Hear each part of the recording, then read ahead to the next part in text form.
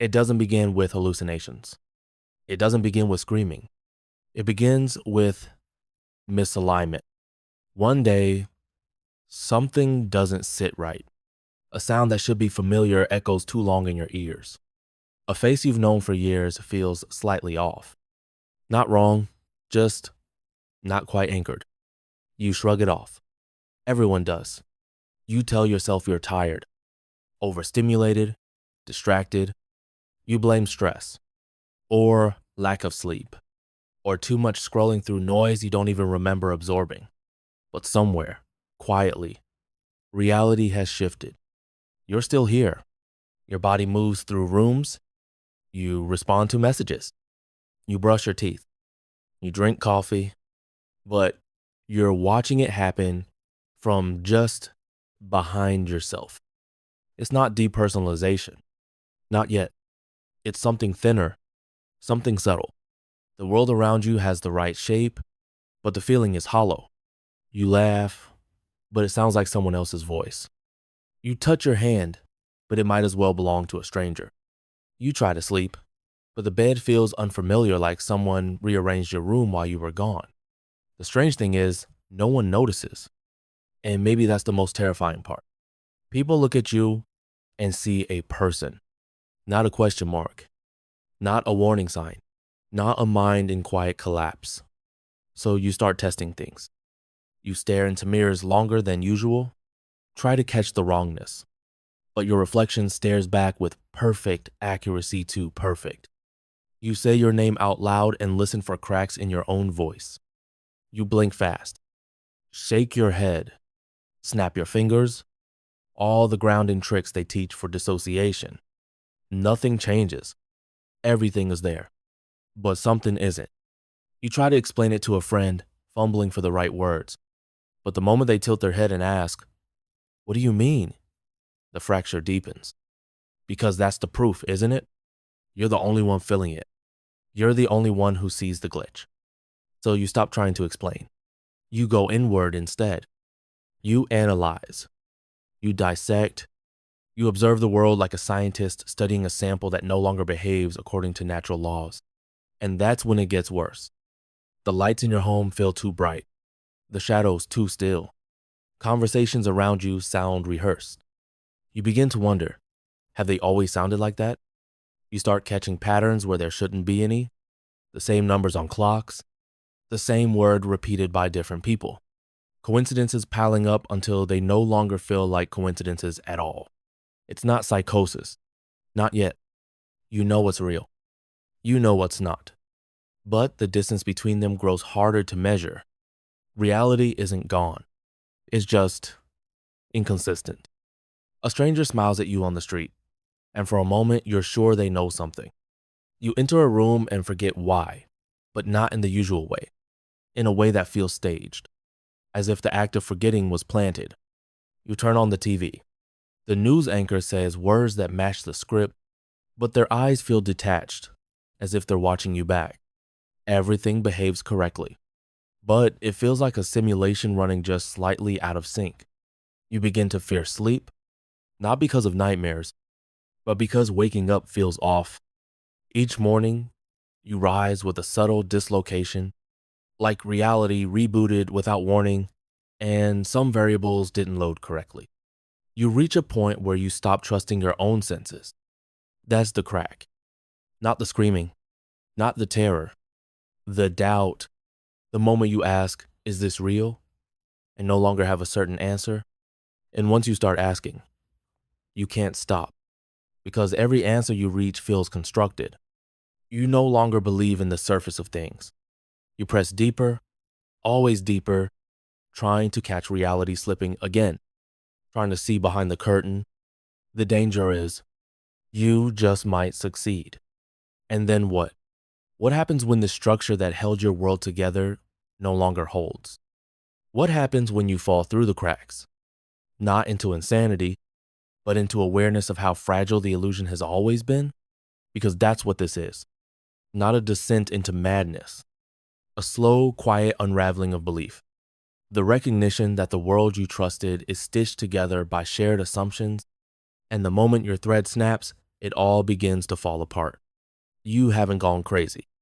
You've just seen something that can't be unseen. And now the world no longer holds the same weight. There comes a moment quiet, like a needle slipping under skin, when you stop waiting for the world to return to normal. You accept it instead. Not because you believe it's real, but because it's the only thing left. You wake up and walk across the floor, but each step feels like acting. You move through your own life like a ghost, trying to imitate who you used to be. The toothbrush in your hand, it might as well be a prop. Your smile in the mirror, just a reflex. The coffee cup you hold, it warms your palm but not your heart. Objects behave, people speak, clocks tick, and still something's wrong. You sit in a room with people you love, and all you can think is, none of this feels true. Their words don't register. Their gestures seem rehearsed. You nod and answer like you're supposed to, but the connection is gone. The cord between you and reality, cut. You touch the wall, hard and cold, just to feel something solid. And for a second, it helps, until your brain whispers, that wall might not be real either. It's not psychosis. It's not hallucination. It's a deep, creeping disbelief in everything around you. You've read about it, derealization, but knowing the name doesn't make it easier. In fact, it makes it worse. Because if this is a known phenomenon, why does no one talk about how terrifying it is? How it empties you from the inside, slowly, like sand slipping through cracks in glass. You look at your own hands. They move, they respond, but they don't feel like yours. You pass a tree, and for a second, the leaves look like pixels, like something rendered, not grown. You blink. They return to normal, but the doubt lingers. You walk down a familiar street, but the buildings feel distant, like painted backdrops that could fall at any moment. Even the sky feels off. Too flat, too wide, too blue. You wonder, has it always looked like that? You search for comfort in routine. Work, meals, chores, but they lose their weight too. You feel like you're performing your own life, like reading a script written by someone else. And inside, there's a void. Not sadness, not fear, just nothing. You try to explain it again to someone, anyone. You say, it feels like I'm not in the world anymore. They smile, nod, and say, yeah, I get like that when I'm tired too. And that's when you stop talking. Because no one understands that this isn't about fatigue. It's about the crack in your perception growing wider every day. You begin to live in two realities. One, the outer performance, where you go to work, buy groceries, answer calls.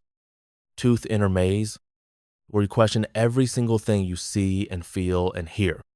You think, maybe I died, and this is what comes after. Or maybe this is a simulation, and the render is breaking. Or worse, maybe I'm awake, but the world went insane. You start to avoid mirrors, avoid people, avoid moments of stillness, because that's when the feeling creeps in the hardest. But you can't run from it, because it's inside your head. This isn't a break, it's a permanent drift, and you don't know how to come back because you're not sure you ever left. You remember things differently, not just emotionally, visually, tactically. You recall childhood rooms that looked different than they do now. You swear the voice of someone close to you used to have a different rhythm. Colors feel changed. Textures seem dulled. Time skips and stretches in ways you can't explain. You fear you're losing your grip, but no one sees it. You still answer messages, still hold conversations, still function. And maybe that's the worst part. You're falling apart on the inside, but to everyone else, you look fine. It feels like being buried alive, but in plain sight. And the more you try to re-anchor yourself through meditation, routine, logic, the deeper you spiral into the surreal, because you begin to realize this isn't about losing contact with the world. It's about gaining too much awareness of how fragile the world really is. And now that you've seen the threads, you can't unsee them. You're not broken. You're not crazy. You're just aware. And awareness at this level is not peace. It's terror. The terror of knowing that your mind can no longer trust its own reality. And there's no one to pull you back. Not because they don't want to, but because they don't even see where you've gone. You stop searching for logic because you realize that logic relies on trust. And trust, for you, has eroded not in people, not in facts, but in existence itself. You sit on your bed, motionless, trying to connect the dots of who you were, who you are, and what exactly cracked inside you. But there are no dots left, just pieces that don't fit, just fragments without edges. You say your name out loud. It sounds hollow. You look at photos of yourself. They feel like someone else's memories, not because you don't remember, but because you don't belong in them anymore. You've become a passenger in your own mind, watching a version of yourself continue while the real you floats behind, unseen, unheard, disconnected. Some call it depersonalization, a coping mechanism, a glitch in how your brain protects itself from overwhelming stress. But to you, it feels more like a disappearance, not of the world, but of the core that once held you together. You wonder, what if I've been gone longer than I realize? What if the version of me walking and talking isn't actually me anymore, just a shell? You touch your chest to feel a heartbeat. It's there, but it doesn't comfort you because life isn't just the body. It's the feeling of being inside it. And you haven't felt that in a long, long time. You begin to avoid eye contact, not because you're shy, but because when someone looks into your eyes, you're afraid they'll see the absence behind them. You fake laughter, fake responses, fake warmth, and slowly, you begin to forget how the real thing ever felt. People say, you're just going through a phase, but they don't understand the permanence of what you feel. This isn't a rough patch. It's a shift, a tectonic rearranging of everything that once grounded you. The books you used to love now feel distant. The food you used to crave tastes muted. The music that once made you cry now passes through you like static. You don't feel joy, but you also don't feel pain. You're beyond feeling, and that's what makes it terrifying. You're not screaming, you're not crying, you're empty. And somehow, that's worse than any kind of suffering. You begin to wonder if maybe this is what death really feels like. Not flames, not darkness, just disconnection. Just a slow erosion of self until nothing remains but motion and breath. And still, so you keep going. You do the dishes, you answer emails, you smile at strangers, because that's what's expected. And because the alternative, admitting that your mind is folding in on itself, is too frightening to say out loud. So you stay silent. You wear your mask. You move through the simulation, and inside, you wait. You wait for a glitch, for a break, for something real to pierce the fog and remind you that this nothingness isn't forever. But days pass, then weeks, and still you're floating, not up, not down, just in between. You watch others cry, laugh, scream, and you envy them because even pain is proof of aliveness, and you don't have that anymore. You think, maybe if I force myself to feel, something will return. So you try. You watch disturbing films. You recall the worst memories. You press against your own triggers, but nothing happens. No fear, no sorrow, just a dead frequency. It's not that you're numb. It's that the part of you that interprets meaning is broken. The translator between reality and soul is offline, and you don't know how to fix it. Eventually, you begin to forget what you were waiting for, because even hope fades when time loses shape. And in this surreal landscape of endless gray, you realize the most haunting truth. You can be alive. You can be functional. You can be surrounded by people, achievements, noise, light, and still be utterly gone. And no one will know because you've become an expert at pretending, because everyone is too busy to see beyond your smile, because we live in a world where appearance is enough and no one asks what it really feels like to be you. So you walk on, not because you're strong, not because you believe it will get better, but because walking is the only thing you still remember how to do. And deep down, some microscopic part of you whispers, maybe, just maybe, if I keep moving, I'll find the place where I vanished. And maybe I can come back.